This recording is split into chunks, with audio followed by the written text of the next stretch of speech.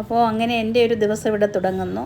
സാധാരണ പോലെ തന്നെ രാവിലെ എഴുന്നേറ്റ് കുളിച്ച് വിളക്ക് കൊളുത്തി പ്രാർത്ഥിച്ചതിന് ശേഷമാണ് ഞാൻ ബാക്കിയുള്ള ജോലികളിലേക്കൊക്കെ നീങ്ങുന്നത്.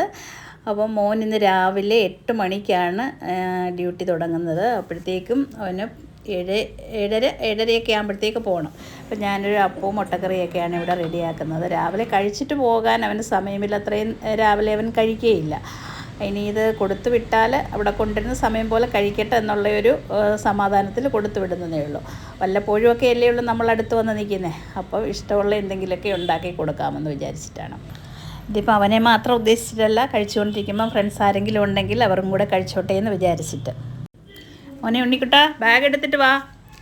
അപ്പോൾ എല്ലാം റെഡിയായി അവൻ പോകാൻ ഇറങ്ങിയിട്ടുണ്ട്. അപ്പോൾ ഇപ്പോൾ പോയാൽ ഇനി 8 മണി 4 മണിയാകും വരാനായിട്ട്. വന്നതിന് ശേഷമേ ലഞ്ച് കഴിക്കത്തുള്ളൂ എന്ന് പറഞ്ഞു. അപ്പം അവൻ പോയതിന് ശേഷം ഞാൻ നോക്കുമ്പോഴേക്ക് നല്ല മഴ. അവൻ കോളേജിൽ എത്തിക്കാണും. ഇപ്പോൾ അമൃത മെഡിക്കൽ കോളേജിലാണ് അവൻ പഠിക്കുന്നത്. അപ്പോൾ ഇൻറ്റേൺഷിപ്പ് ചെയ്തുകൊണ്ടിരിക്കുകയാണ്.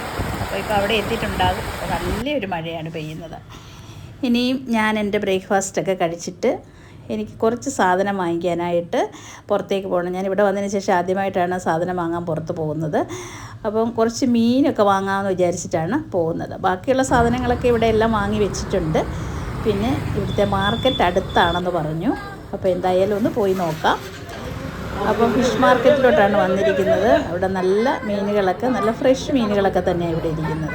മത്തി, അയല, പിന്നെന്താണ് ചെമ്മീനുണ്ട്, എല്ലാം ഉണ്ട്. അപ്പോൾ ചെമ്മീനൊക്കെ കൊണ്ടുപോയാൽ ഇവർ നേരെയാക്കി തരുമെന്ന് തോന്നുന്നില്ല. അപ്പോൾ ഞാൻ എന്തായാലും ഇവിടെ ക്ലീൻ ചെയ്തിട്ടേ കൊണ്ടുപോകുന്നുള്ളൂ. അപ്പം ഞാൻ കുറച്ച് അയലയും കുറച്ച് മത്തിയുമാണ്. കുറച്ച് കപ്പയൊക്കെ കൊണ്ടുവന്നിട്ടുണ്ട്. അപ്പോൾ കപ്പ ഞാൻ കുക്കറിലിട്ട് വേവിച്ച് വെച്ചിട്ടാണ് വന്നത്. ചെന്ന് വീട്ടിലെത്തിയതിന് ശേഷം അത് കറി വെക്കാം. ഇനി ഞാനിവിടുന്ന് കുറച്ച് പച്ചക്കറിയൊക്കെ കൂടെ നോക്കി വാങ്ങാമെന്ന് വിചാരിച്ചു. പിന്നെന്താണ്, കുറച്ച് വീട്ടിൽ നിന്ന് നല്ല കുറച്ച് ഐറ്റംസൊക്കെ ഞാൻ കൊണ്ടുവന്നായിരുന്നു. വഴക്കൂമ്പ് തോരനൊക്കെ വെച്ചതൊക്കെ നിങ്ങൾ കണ്ടല്ലോ അല്ലേ. വഴക്കൂമ്പ്, ചീരയില ഒക്കെ അരിഞ്ഞൊക്കെ അവിടെ നിന്ന് കൊണ്ടുവന്നിരുന്നു. ചക്ക കൊണ്ടുവന്നു, അത് വേവിച്ചിരുന്നു.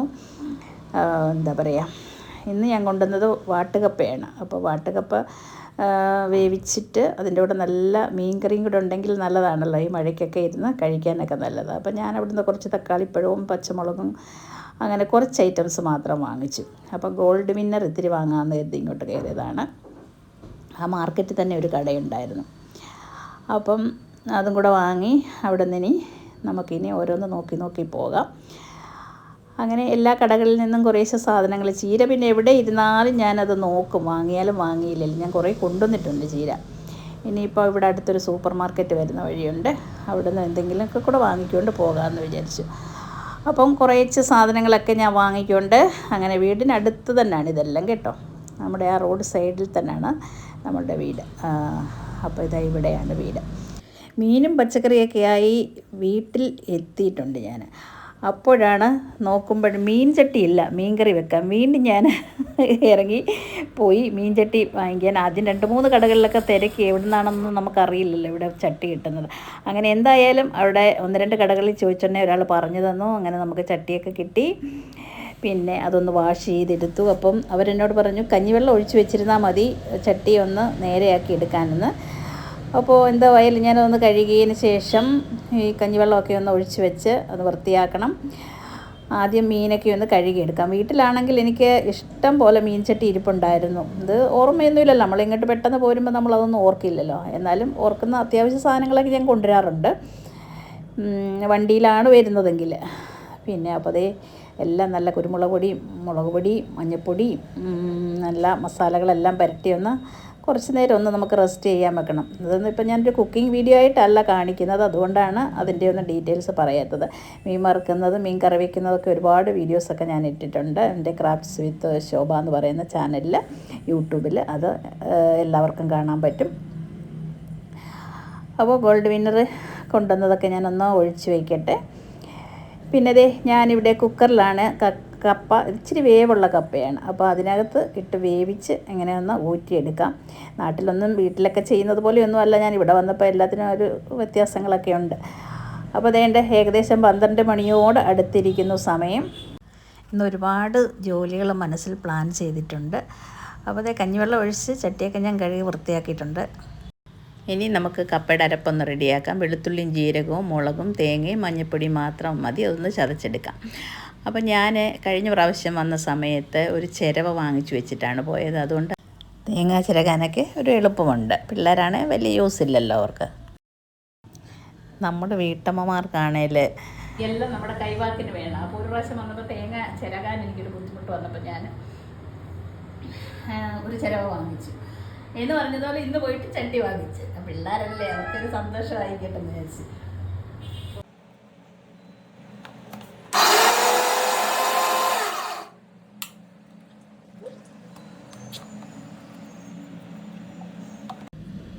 അപ്പം നമ്മുടെ കപ്പയുടെ അരപ്പ് നമ്മൾ ചതച്ചെടുത്തിട്ടുണ്ട്. ഇനി നമുക്കിതൊന്ന് ഒന്ന് ആവി കയറ്റിയെടുക്കാം. ഉപ്പൊക്കെ നേരത്തെ തന്നെ ഇട്ടിട്ടുണ്ടായിരുന്നു കേട്ടോ. അപ്പോൾ ഇതൊന്ന് നമുക്ക് അടച്ച് കയറ്റി ഒന്ന് ആവി കയറ്റാനായിട്ട് വെക്കാം. ഇനി നമുക്ക് നമ്മുടെ മീൻകറി ഒന്ന് റെഡിയാക്കിയെടുക്കാം. അപ്പോൾ നമ്മുടെ പുതിയ ചട്ടി അങ്ങനെ അടുപ്പത്ത് കയറിയിട്ടുണ്ട് കേട്ടോ. ഒന്ന് ചൂടാക്കി എടുത്തിട്ടുണ്ട്. കുറച്ച് വെളിച്ചെണ്ണയൊക്കെ ഒഴിച്ച് കൊടുത്തു. ഇനി ഇത്തിരി കടുക് ഇട്ട് കൊടുക്കാം. അപ്പോൾ ആ കടുക് പൊട്ടി വരുന്ന സമയത്ത് അല്പം ഉലുവയും കൂടി ഇട്ട് കൊടുത്ത് ഇനി ഞാനിവിടെ പേസ്റ്റാക്കി വെച്ചിട്ടുണ്ട് മസാലയെല്ലാം കേട്ടോ. മുളക് പൊടിയും മല്ലിപ്പൊടിയും ഒക്കെ കൂടെ ഒന്ന് പേസ്റ്റാക്കി വെച്ചിട്ടുണ്ട്. ആദ്യം തന്നെ ഇഞ്ചിയും വെളുത്തുള്ളിയും കൂടെ അതിലിട്ട് കൊടുക്കാം. കരിവേപ്പിലയും പച്ചമുളകും ചെറിയ ഉള്ളിയും എല്ലാം അതിലോട്ട് ഇട്ട് കൊടുത്തിട്ട് അതൊന്ന് പച്ചമണം മാറി വരുമ്പോഴത്തേക്ക് നമുക്ക് നമ്മൾ തയ്യാറാക്കി വെച്ചിരിക്കുന്ന മസാലയും ഒക്കെ ഇട്ട് കൊടുക്കാം. അതിന് മുമ്പ് ഞാനൊരു ഇച്ചിരി മഞ്ഞൾപ്പൊടി ഇട്ട് കൊടുക്കുന്നുണ്ട്. ശരിക്കും പറഞ്ഞാൽ മീൻകറി നമുക്ക് ഏതെല്ലാം സൈസിൽ വെക്കാൻ പറ്റുമില്ലേ. വെളിച്ചെണ്ണയിലേക്ക് നമുക്ക് പൊടികളെല്ലാം കൂടി ഇട്ട് ചൂടാക്കിയിട്ട് അങ്ങനെ വെള്ളം ഒഴിച്ച് വേണമെങ്കിൽ വയ്ക്കാം, വറുത്തരച്ച് വയ്ക്കാം, പല രീതിയിൽ വയ്ക്കാം. അപ്പോൾ ഇത് ഞാൻ മുളക് പൊടിയും മല്ലിപ്പൊടിയും കൂടെ ആദ്യമേ തന്നെ ഒന്ന് പേസ്റ്റാക്കി വെച്ചു.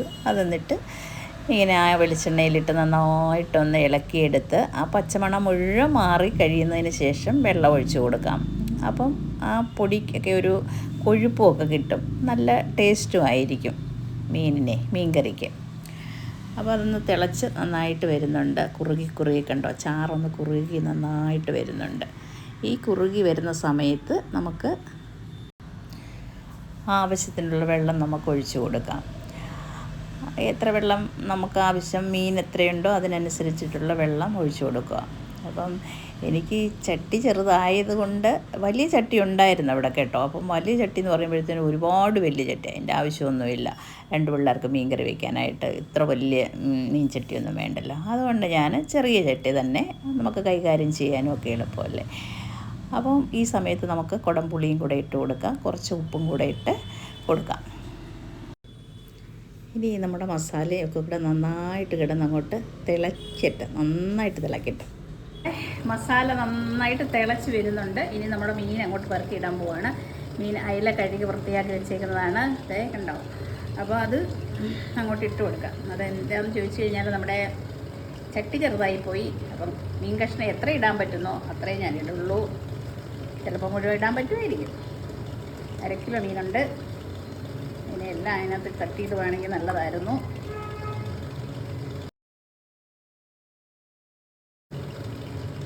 വിചാരിച്ച പോലെയല്ല നമ്മുടെ ചട്ടി, അത്ര ചെറുതൊന്നും അല്ല കേട്ടോ. അല്ല, തീയൊക്കെ കുറച്ച് വെച്ചാൽ മതി.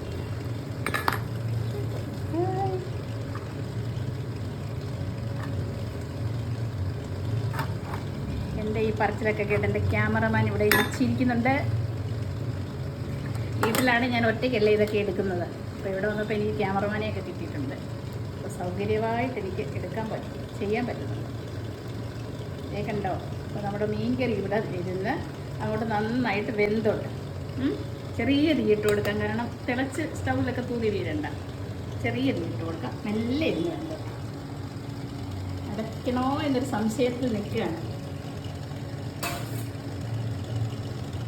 എനിക്ക് ചെറുതായിട്ട് ഇപ്പം നമ്മുടെ കപ്പയുടെ അരപ്പൊക്കെ ഒന്ന് വെന്ത് കിട്ടിയിട്ടുണ്ട്. ഇനി നമുക്ക് ഒന്ന് ഇളക്കിയെടുക്കാം.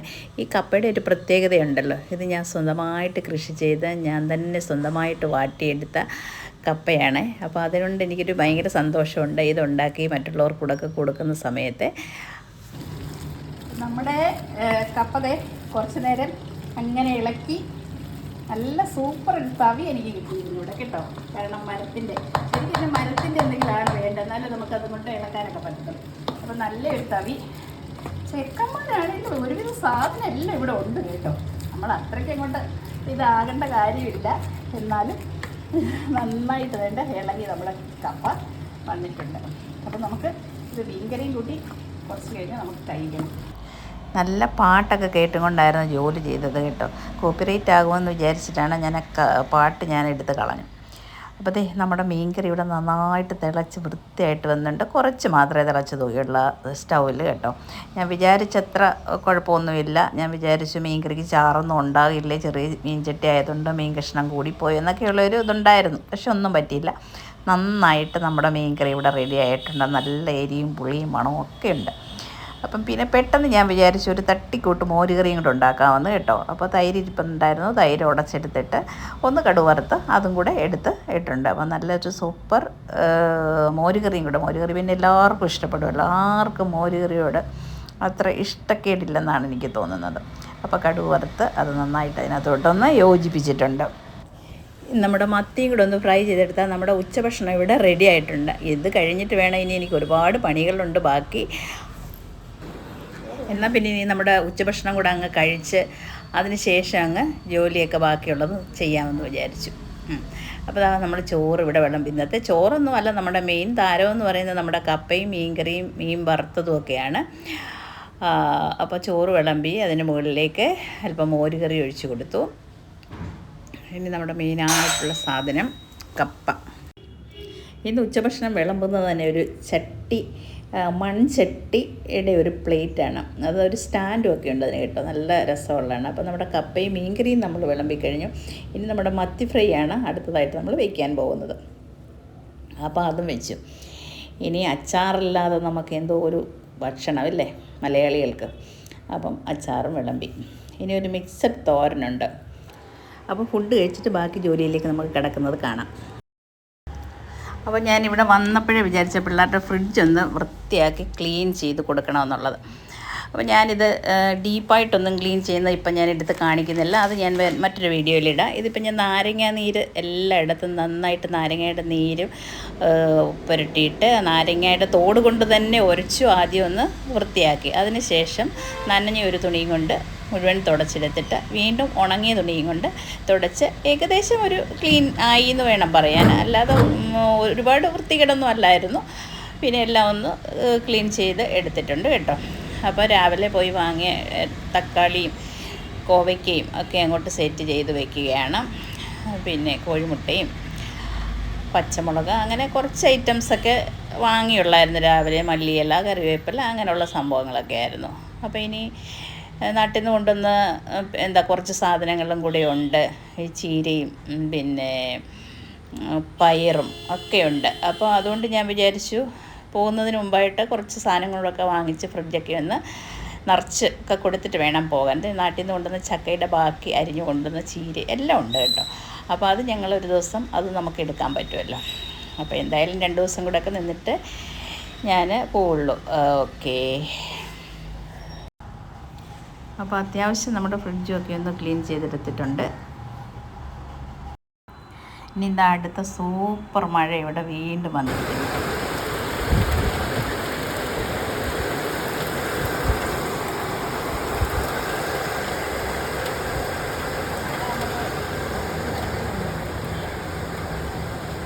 അപ്പോൾ ഇനി ഞാൻ അടുത്തതായിട്ട് ചെയ്യാൻ പോകുന്നത് ഒരു ഇലയപ്പം ഉണ്ടാക്കാൻ പോകും. അപ്പം നമ്മുടെ വീട്ടിൽ പോരുന്ന സമയത്തൊരു കൊല പഴുക്കാറായി നിൽക്കുന്നുണ്ടായിരുന്നു, പൂവമ്പഴമാണ്. അതും കൂടെ ഞാൻ ഇങ്ങോട്ട് കൊണ്ടുവന്നിട്ടുണ്ട്. അപ്പോൾ ഇലയപ്പം ഉണ്ടാക്കാനായിട്ട് അത് എടുക്കാൻ പോവുകയാണ്.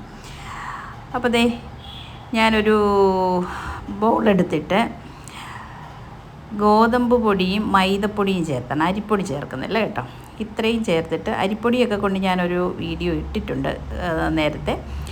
അപ്പോൾ ഇത് ഒരേ അളവിൽ മൈദപ്പൊടിയും ഗോതമ്പ് പൊടിയും നമ്മൾ എടുത്തിട്ട് ഇതിലേക്ക് നമുക്ക് ബാക്കിയുള്ള സാധനങ്ങളൊക്കെ ഇത് നന്നായിട്ടൊന്ന് ഇളക്കിയതിന് ശേഷം ഇതിലേക്ക് ബാക്കിയുള്ള സാധനങ്ങളൊക്കെ നമുക്ക് ഇട്ട് കൊടുക്കാം.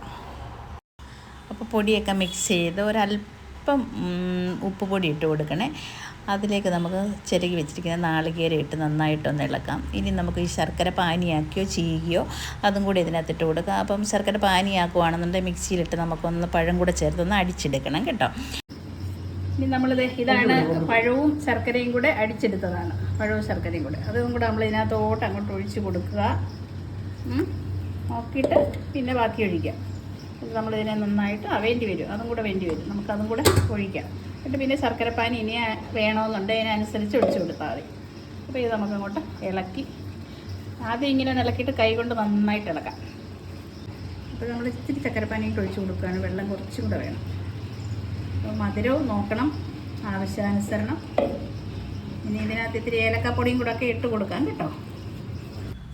അപ്പോൾ നമ്മുടെ മാവ് നന്നായിട്ട് നല്ല സോഫ്റ്റായിട്ട് നമ്മളിവിടെ എടുത്തിട്ടുണ്ട്. ഇതൊരു 1-2 മണിക്കൂർ ഇരുന്നതിന് ശേഷം എടുത്തുണ്ടാക്കുകയാണെങ്കിൽ നല്ല ഇതായിരിക്കും. അപ്പോൾ ദേ ഞാനിവിടെ വാഴയില, അതും നാട്ടിൽ നിന്ന് കൊണ്ടുവന്നാണ്. വാഴയിലയൊക്കെ അതിലേക്ക് ഇച്ചിരി നെയ്യൊക്കെ പുരട്ടി കൊടുക്കാം. എന്നിട്ട് ഇതിലേക്ക് നമുക്ക് നമ്മുടെ മാവ് വെച്ച് കൊടുത്ത് പരത്തി ഇതേപോലെ പരത്തിയിട്ട്, ഇനി ചില സമയങ്ങളിൽ നമുക്കിതിനുള്ളിൽ വേണമെന്നുണ്ടെങ്കിൽ ഇത് നന്നായിട്ട് മധുരമുണ്ട്, പഴത്തിൻ്റെയും ശർക്കരയുടേതും ഒക്കെ. അപ്പോൾ ഇതിനുള്ളിൽ ഇനിയും നാളികേരമൊന്നും വെച്ച് കൊടുക്കണ്ട. ഇത് മധുരം ചേർക്കാതെ തന്നെ നമ്മൾ ചെയ്തിട്ട് വേണമെന്നുണ്ടെങ്കിൽ നമുക്ക് ഉള്ളിൽ ചക്കരയും തേങ്ങയൊക്കെ കൂടെ വെച്ച് കൊടുക്കാം. അത് വേറൊരു ടേസ്റ്റാണ് അതിന്. അപ്പോൾ നമുക്കിത് അടുപ്പത്ത് വെച്ചൊന്ന് വേവിച്ചെടുക്കാം. അപ്പം നന്നായിട്ട് വെന്ത് കിട്ടിയിട്ടുണ്ട്. ആവി പറക്കുന്നത് നമ്മുടെ ഇലയപ്പം. അപ്പം ദേ ഞങ്ങൾ പണിയൊക്കെ കഴിഞ്ഞതിന് ശേഷം ഇവിടെ അടുത്തൊരു വിഷ്ണു ക്ഷേത്രമുണ്ട്, അവിടെ പോയി ഒന്ന് തൊഴുതു. അതിനുശേഷമുള്ള വീഡിയോസ് ഒന്നും എടുക്കാൻ പറ്റിയില്ല. ആകെ പിന്നീട് അങ്ങ് തിരക്കായിരുന്നു. അപ്പോൾ പോകുന്ന തിരക്കുമൊക്കെ ആയിട്ട് അമ്പലത്തിൽ തൊഴാനുള്ള അതിൽ കാരണം വീഡിയോ ഒന്നും എടുത്തില്ല. അപ്പോൾ അടുത്ത വീഡിയോയിൽ നമുക്ക് കാണാം. അപ്പോൾ എല്ലാവരും കണ്ടിട്ട് അഭിപ്രായം പറയണേ. Okay, bye, thanks for watching.